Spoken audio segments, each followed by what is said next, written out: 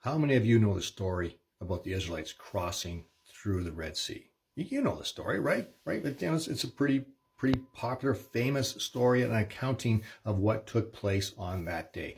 And so we find it in Exodus chapter 14. And so we know what happens, right? The Israelites, they come up to the sea. Pharaoh is chasing them. They're trapped. And so you know what they do, right? They start beating up Pharaoh and his army. And they start fighting them and they push back the water themselves and they run across and the water comes. That's not what happens. They don't do that at all. Matter of fact, the Israelites don't do anything at all. No, I shouldn't say that. They do something. If you look at verse 10 of Exodus chapter 14, you see what they do. They start to lose their minds is what they do. They start to whine and cry and all sorts of things. And woe is me. Like they are so fearful of the things around them that they lose their minds. And so Moses in verse 13 says this, and Moses said to the people, fear not. Why?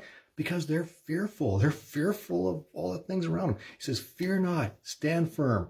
What do they stand firm in? Well, stand firm in your faith, in trusting that God's going to do something, right? Stand firm in that. And see the salvation of the Lord, which he will work for you today.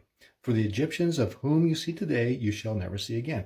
The Lord will fight for you. You only have to be silent. That's what he says, basically, shut up and watch what God's going to do. You're making too much noise.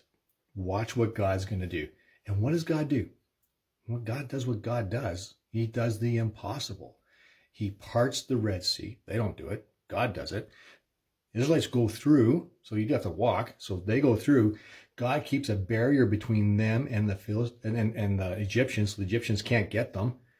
Gets them to the other side, and then he closes the water in on their enemies.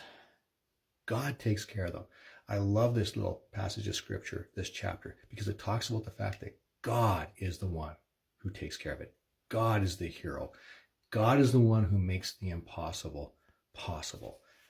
And he does it in a way that we can't claim any kind of victory for it, right? We didn't do anything. It's God who did everything. That doesn't mean that God doesn't tell you to put your hands to stuff. He does. But understand, it's God who makes it possible. Why? Because he loves you that much.